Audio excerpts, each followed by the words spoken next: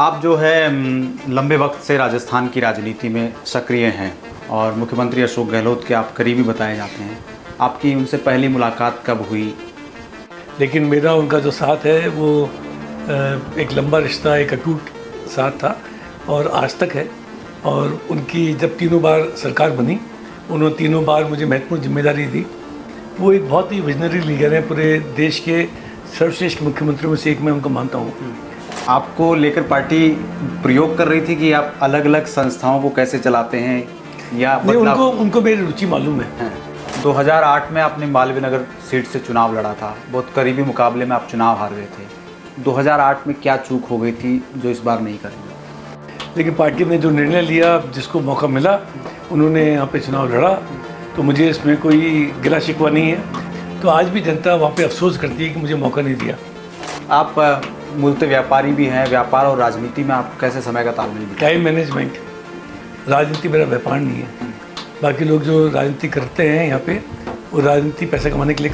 क्योंकि मौजूदा वक्त में जो भाजपा के विधायक है कालीचरण सराफ, लंबे वक्त से विधायक रहे हैं इस इलाके में, तो उनको आप उनकी क्या कमजोरियाँ मानते हैं जिसके ऊपर आप मुद्दा बनाकर चुनाव में आगे जाएँ? एक चर्चा ये भी चल रही है कि जो अर्चना शर्मा को पिछले 2 बार पार्टी ने टिकट दिया, आपने ये भी कहा कि वो 47-48 हज़ार से हारी, वो टिकट मांग सकती है, उन्हें दोबारा दिया जा सकता है। तो मैं करीब 15 हज़ार से हारा, मुझे क्यों नहीं दिया जा सकता? निश्चित रूप से जब ये बात। नमस्कार, आप देख रहे हैं झलको मीडिया और आज हमारे साथ झलको मीडिया के मंच पर एक खास शख्सियत जो राजस्थान की राजनीति में और ख़ास तौर पर राजधानी जयपुर की राजनीति में एक जाना पहचाना चेहरा है। वो एक व्यापारी और एक नेता के तौर पर उनकी लंबी पहचान रही है। वो 2008 में मालवीय नगर से चुनाव लड़ चुके हैं। 1998 में वो जो आरटीटीसी के चेयरमैन रहे, 2008 में वो जो है राजस्थान फाउंडेशन के चेयरमैन रहे और आज जो है आज की तारीख में वो राजस्थान लघु उद्योग निगम के चेयरमैन हैं। हमारे साथ बहुत खास मेहमान राजीव अरोड़ा जी का बहुत बहुत नमस्कार। रामकृष्ण जी, आप जो है लंबे वक्त से राजस्थान की राजनीति में सक्रिय हैं। ख़ास तौर पे आपकी जो शुरुआत छात्र राजनीति से हुई और मुख्यमंत्री अशोक गहलोत के आप करीबी बताए जाते हैं। आपकी उनसे पहली मुलाकात कब हुई? मैं 1972 के अंदर राजस्थान कॉलेज जो स्टूडेंट यूनियन होती है उसका जनरल सेक्रेटरी था। उसके बाद में विश्वविद्यालय योग कांग्रेस का अध्यक्ष बन गया और जब NSY बनी नेशनल लेवल पे तो मैं उसका संस्थापक सदस्य हूँ। और 74 के अंदर NSY का राजस्थान का गठन हुआ। मैं 1-1.5 साल तक बिना उसके काम करते रहे, मैं भी, अशोक गहलोत जी भी। इन्होंने भी विश्वविद्यालय चुनाव लड़ा था जोधपुर से। और जब पहली NSY बनी तो मुझसे लगभग 5 साल बड़े हैं उम्र के अंदर। वो पहले अध्यक्ष बने और राजस्थान के 4 डिवीज़न जो थे उस वक्त, जयपुर, जोधपुर, कोटा और बीकानेर, वहाँ से एक जने को स्टेट की बॉडी में लिया गया। उसमें एक मैं भी था, उनके संग सचिव बना। तो वो जो संबंध शुरू हुए वो आज तक कायम है। मतलब छात्र राजनीति में जो छात्र राजनीति में जो संबंध थे वो NSY के अंदर हमने साथ काम करा। वो लगभग 5 साल तक अध्यक्ष रहे NSY के। मैं 5 साल तक उनके संग लगातार काम करता रहा। मेरे संग जो और बाकी 3 बने थे सेक्रेटरी, वो बदल गए, दूसरे लोग आ गए, चले गए। लेकिन मेरा उनका जो साथ है वो एक लंबा रिश्ता, एक अटूट साथ था और आज तक है। और उनकी जब तीनों बार सरकार बनी, उन्होंने तीनों बार मुझे महत्वपूर्ण जिम्मेदारी दी। उसके लिए मैं उनका और कांग्रेस के आला कमान का बहुत धन्यवाद देता हूँ कि मुझे जो मेरी जन सेवा की भावना है उसके लिए काम करने का मौका दिया। राजनीति के अंदर भी मैं समाज सेवा के लिए हूँ, वो मेरा प्रथम लक्ष्य है। राजीव जी, मतलब तीनों बार मुख्यमंत्री अशोक गहलोत जब मुख्यमंत्री बने, आप कभी आरटीडीसी चेयरमैन के तौर पर, कभी लघु उद्योग बोर्ड में, तो कभी आप जो है राजस्थान फाउंडेशन में रहे। तो आपको लेकर पार्टी प्रयोग कर रही थी कि आप अलग अलग संस्थाओं को कैसे चलाते हैं या नहीं, उनको मेरी रुचि मालूम है। मैं पर्यटन और जो प्रवासी राजस्थानी रहते हैं उनके बारे में और उद्योग के बारे में और निर्यात का मैं फोरे का अध्यक्ष हूँ पिछले 20-22 वर्षों से। ये मेरे रुचि के विषय हैं। अगर मुझे कहीं पे भी काम पे देते, मैं उस काम को अच्छा करता। आरटीटीसी के समय जो मैंने मेरे रिकॉर्ड बनाए वो आज तक टूटे नहीं है। जैसे पहले ऑन व्हील्स पे जो ऑक्यूपेंसी थी, जितना डोमेस्टिक और विदेशी टूरिस्ट राजस्थान में आया वो दोबारा नहीं आया।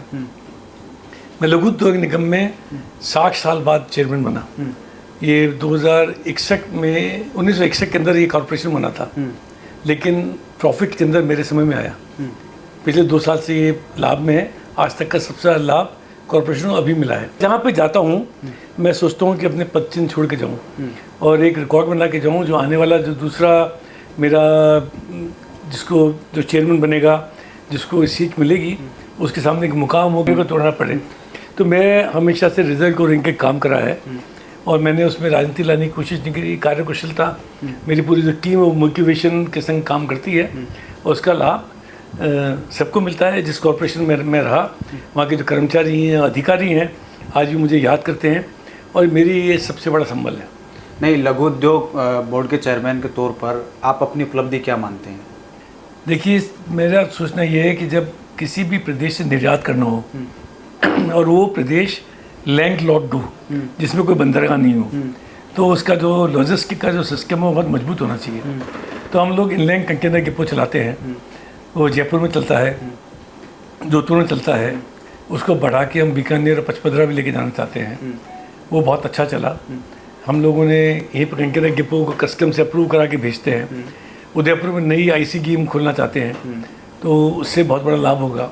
तो मेरा सोचना ये है कि जो नवाचार आने चाहिए किसी भी ऑर्गेनाइजेशन में, 21वीं शताब्दी को भारत को देखते हुए और विश्व के ग्लोबल बिजनेस में राजस्थान का क्या उपयोग हो सके, उसको देखते हुए जो होना चाहिए उसको मैं लाने की कोशिश कर रहा हूँ।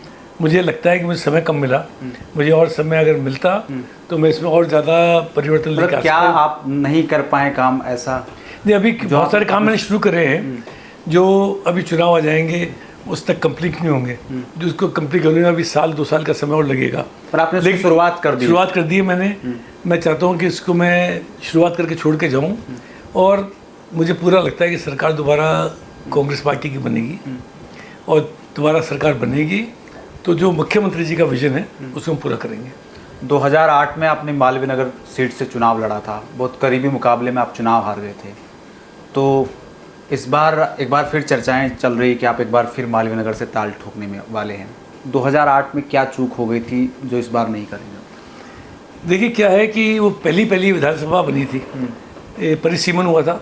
परिसीमन के बाद मालवीय नगर विधानसभा बनी और जब आपको इमीडिएटली टिकट मिलता है, जो मेरे सामने प्रतिद्वंदी थे वो पहले एक जौहरी बाजार करके कॉन्स्टिट्यूंसी होती थी जिसका एक पार्ट मालवीय नगर के अंदर आ गया।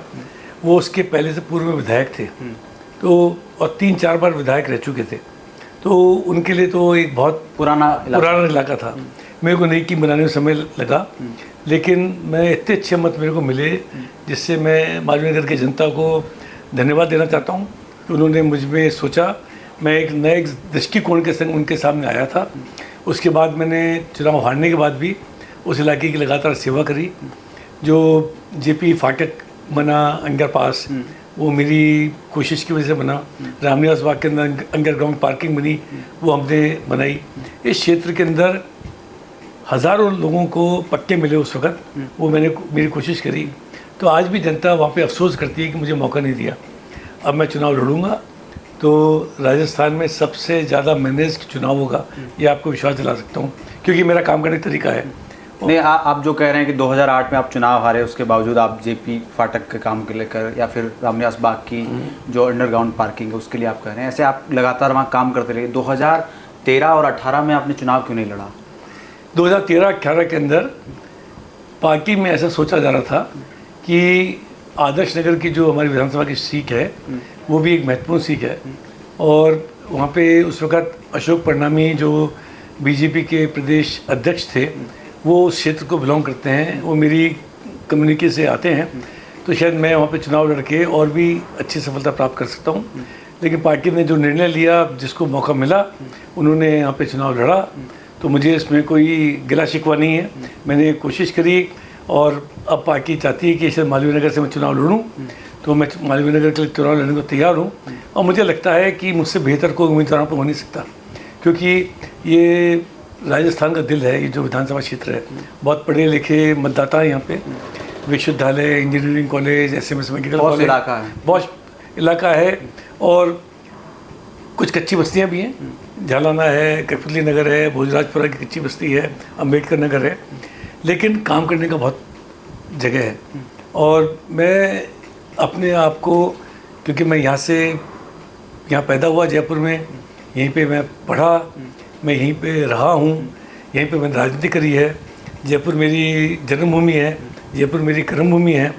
जयपुर हेरिटेज इंटरनेशनल फेस्टिवल हो, जयपुर सिटीजन फेस्टिवल हो, जिसकी वजह से आज लिटरेचर फेस्टिवल बना, फिल्म फेस्टिवल हो, जयपुर में अंगदान का काम हो, ये सब काम मैं यहाँ पे करता रहा हूँ। तो जयपुर की जनता मुझे जानते हैं कि मेरी नीति और नीयत में फ़र्क नहीं है। नहीं, आपकी सामाजिक राजनीतिक कार्यक्रमों में जयपुर में हर जगह जो उपस्थिति है उससे कोई इनकार नहीं कर सकता, लेकिन तो इसी क्षेत्र में ज़्यादा है, तो इसलिए मेरे को लगता है कि इस बार 2023 में चुनाव लड़ने के लिए आप खुद तैयार हुए या आपके जो पुराने कार्यकर्ता मेरे कार्यकर्ताओं ने एक मीटिंग करी और उसमें मुझे बुलाया और उन्होंने कहा कि हम चाहते हैं कि आप हमारी तरफ से कांग्रेस पार्टी का टिकट मांगें, इस इलाके को रिप्रेजेंट करें। और क्योंकि कांग्रेस पार्टी की जो टीम यहाँ पे काम कर रही है ये मेरी बनाई हुई है।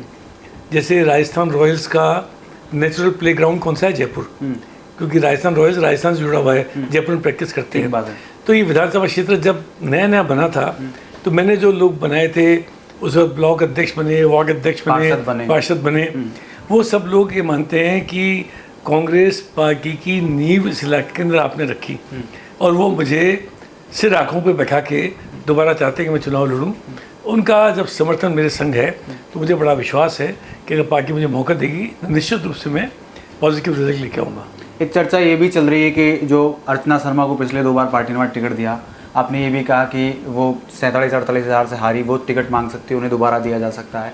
तो मैं करीब 15 हज़ार से हारा, मुझे क्यों नहीं दिया जा सकता? निश्चित रूप से जब ये बात पर्यवेक्षक आते हैं और वो पूछते हैं कि आपको टिकट क्यों दिया जाए, तो हमको जवाब देना चाहिए कि मैं पहली बार चुनाव लड़ा, नया था, तब भी मैं कम वोटों से हारा, वो दोबारा चुनाव लड़ी मेरे बाद के अंदर ज़्यादा वोटों से हारी। तो लेकिन लास्ट चुनाव में उनका करीब 2000 के अंतर से ही हारी थी वो। उनको 25,000 वोट से जीतना चाहिए था। काली चरणजीत सराफ जो हमसे विधायक हैं, उनके प्रति बड़ी विरोधी लहर के बावजूद लहर थी। उसके बाद आप चुनाव हार गए, तो ये आत्मविश्लेषण करना चाहिए कि उसके बाद हम चुनाव क्यों हार गए। अगर मैं भी चुनाव हारता उसके बाद में तो विश्लेषण करना चाहिए था कि किसी व्यक्ति के प्रति इतनी नेगेटिव पूरे विधानसभा क्षेत्र में हो, उसके बाद आप चुनाव हार जाओ, तो ये तो चिंता का विषय है। पार्टी को सोचना चाहिए, ये निर्णय पार्टी को लेना है कि उनको टिकट देती है, मुझे टिकट देती है। मुझे टिकट देंगे तो निश्चित रूप से रिजल्ट लेके आऊँगा। मेरे में वो क्षमता है कि मैं मिट्टी में से सोना बनाने वाला आदमी हूँ, तो मैं अगर मुझे मौका दिया गया तो निश्चित रूप से सीट को जीत के बताऊँगा। मालवीय नगर को लेकर जो है आपका विजन क्या है? क्या आप ऐसी चीज़ें वहाँ खामी पाते हैं? आपने जो वहाँ के अलग अलग इलाके बताएं, पौष इलाका है, मैं तो अभी भी सोचता हूँ कि बहुत सारा इलाका यहाँ पे ऐसा है जो पहले कृषि भूमि था और उनके अभी भी पट्टे का जो मसला है वो सुलझा नहीं है। बड़ी बड़ी कॉलोनी है, लाल कोठी किसकी मैती बड़ी विधानसभा के पीछे है, वहाँ पे लगभग 600 परिवारों के पास पट्टे नहीं है, वहाँ पे रहते हैं, बिजली पानी का कनेक्शन है। लाल बहादुर शास्त्री नगर है, क्लार्क्स आमिर के पीछे की कॉलोनी है, उसके अंदर लोगों के पास पट्टे नहीं है। मालवीय नगर के अंदर हमारे बहुत सारे मीणा परिवार हैं जिनके पास कृषि भूमि थी, वो लंबे समय संघर्ष कर रहे हैं, उनको पट्टे नहीं मिले हैं। उनकी लड़ाई लड़ूंगा, उनको पट्टे दिलाएंगे और कोशिश करेंगे कि इस क्षेत्र के अंदर यातायात की समस्या जो है उसका सुधार हो सके। बिजली पानी सीवर लाइन जो जनरल समस्या होती है उनके बारे में सोचा जाएगा। ये विधानसभा पूरे 200 विधानसभा क्षेत्र में सर्वश्रेष्ठ विधानसभा बन सकती है, उसके सारे गुण इस विधानसभा क्षेत्र के अंदर हैं, तो वो बनाने की कोशिश करेंगे। पहले भी बनाया है, पहले भी यहाँ पे लोगों के लिए काम करा है, आने वाले समय के अंदर ये और चमके। मेरा मानना ये है कि JLN मार्ग और टोंक रोड जयपुर की लाइफलाइन है, जिससे कोई व्यक्ति एयरपोर्ट से उतरता हो, टोंक से आता हो, कोटा से आता हो, सवाई माधोपुर से आता हो, राजस्थान से बाहर जो भी कोई आता है उसको क्षेत्र में आना पड़ता है, पहले यहीं आता है, पहले यहीं आता है। इस क्षेत्र को बहुत अच्छा सुंदर बनाया जा सकता है, पर्यावरण की दृष्टि से अच्छा बनाया जाना चाहिए। सस्टेनेबिलिटी एनवायरनमेंट बहुत इंपॉर्टेंट चीज़ है। स्वच्छ रहे, स्वस्थ जयपुर हम आगे आने वाली जनरेशन को दे सकें। मेरे पास एक बहुत क्लियर दिमाग में आइडिया है। मैंने मेरी कंपनी से जो मैं काम करता हूँ, आम्रपाली ज्वेल्स से मैंने फाउंडर बना, उसको एक पूरी दुनिया के अंदर ब्रांड बनाया है। मैं जयपुर को ब्रांड कैसे बनाया जाए उसके बारे में मेरे पास सपना है। जयपुर को हेरिटेज सिटी का दर्जा मिला, मैं 20 साल पहले आरकेजी का चेयरमैन था, तब हमने कोशिश शुरू करी थी, जो 20 साल बाद जाके बना। तो मेरे पास एक जयपुर के विकास के लिए, जयपुर को एक अंतर्राष्ट्रीय पहचान दिलाने के लिए एक सपना है, एक योजना है। मुझे मौका मिला तो उसको लागू करूँ। क्योंकि मौजूदा वक्त में जो भाजपा के विधायक है कालीचरण सराफ, लंबे वक्त से विधायक रहे हैं इस इलाके में, अब बतौर भले ही भाजपा किसी और को चेहरा बनाए नहीं बनाए, मौजूदा वक्त में वही विधायक हैं, तो उनको आप उनकी क्या कमजोरियां मानते हैं जिसके ऊपर आप मुद्दा बनाकर चुनाव में आगे जाएंगे? क्या है कि मैं मेरे प्रतिद्वंदी के बारे में कोई भी हल्की बात नहीं करना चाहता। वहाँ की जनता से जाके पूछें और उनको भी विश्लेषण करना चाहिए कि पिछली बार इतने कम वोटों से कैसे जीते हुए। बहुत करीबी मामला था। इससे मतलब कुछ ना कुछ कमियां रही होंगी, कोई ना कोई ऐसी बात होगी जो जन आकांक्षाओं के बाद पूरा नहीं उतर सके। हर 5 साल बाद ये एक पैमाना आता है, जनता आपको मौका देती है, आपकी परीक्षा दी जाती है, आपने क्या काम करा, कितने आपको मार्क्स दिए जाएंगे। तो मेरे ख्याल से अब जनता वहाँ परिवर्तन चाहती है। और अशोक गहलोत जी के नेतृत्व में राजस्थान में जिस तरीके से काम हुआ है, जो चिरंजीवी स्वास्थ्य योजना है, 25 लाख रुपए का बीमा है, महिला शिक्षा के विषय में जो विशेष काम हुआ है, हमेशा कहते हैं पानी बचाओ, बिजली बचाओ, सबको पढ़ाओ। तो उनके पास जो काम कर रहे हैं, मुझे उन्होंने निर्यात संवर्धन परिषद की जिम्मेदारी दी। हमने 5 साल में 40,000 करोड़ से निर्यात बढ़ा के 71,000 करोड़ कर दिया। तो उनके पास जो योजना, जो विजन है, वो एक बहुत ही विजनरी लीडर है। पूरे देश के सर्वश्रेष्ठ मुख्यमंत्रियों में से एक मैं उनको मानता हूँ। तो उनके पास जो भी सोच है उसको लागू करने की एक बहुत अच्छी जगह है। एक सफल प्रयोगशाला मालवीय नगर हो सकती है, उसको हम बनाएंगे और निश्चित रूप से आप विकास करेंगे। आप मूलतः व्यापारी भी हैं, व्यापार और राजनीति में आप कैसे समय का तालमेल बिठाएं? टाइम मैनेजमेंट, तो ये तो मेरी क्वालिटी है। राजनीति मेरा व्यापार नहीं है। बाकी लोग जो राजनीति करते हैं यहाँ पे, वो राजनीति पैसा कमाने के लिए अगर आप करते हो तभी आपको विरोध पैदा होता है। मैं खुद सक्षम हूँ, मैंने हज़ारों लोगों को रोज़गार दिया है, रोटी कपड़ा मकान दिया है, अकेला शुरू हुआ था। एक प्रोफेशनल परिवार से आता हूँ। मेरे पिताजी वकील थे, दादाजी डॉक्टर थे, दोनों भाई वकील हैं। तो मैं शिक्षा के महत्व को जानता हूँ, टाइम मैनेजमेंट को जानता हूँ, कैसे काम करना चाहिए उसको जानता हूँ। 21वीं शताब्दी में भारत कैसे विश्व गुरु बने उसकी मेरी सोच है।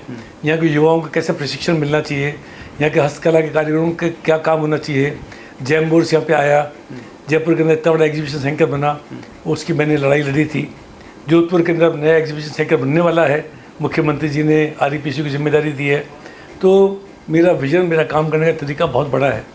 लेकिन पूरे राजस्थान में काम करो, उसके साथ साथ आपको एक आपका क्षेत्र हो जिसको आप संवार सको, जहाँ पे लोग कह सकें कि ये राजीव अरोड़ा यहाँ से विधायक हैं, उनकी वजह से उनकी आवाज़ विधानसभा में सुनी जाती है और इस क्षेत्र के लिए काम करते हैं। तो मेरे दिमाग में एक सपना है, उस सपने को पूरा करना है। अगर मालवीय नगर के विधानसभा के मेरे साथी, माता बहन और युवा अगर चाहेंगे तो मेरे चित्र बनाने की सूची है, उसमें वो रंग भर सकेंगे और इस क्षेत्र को सर्वश्रेष्ठ बनाएंगे।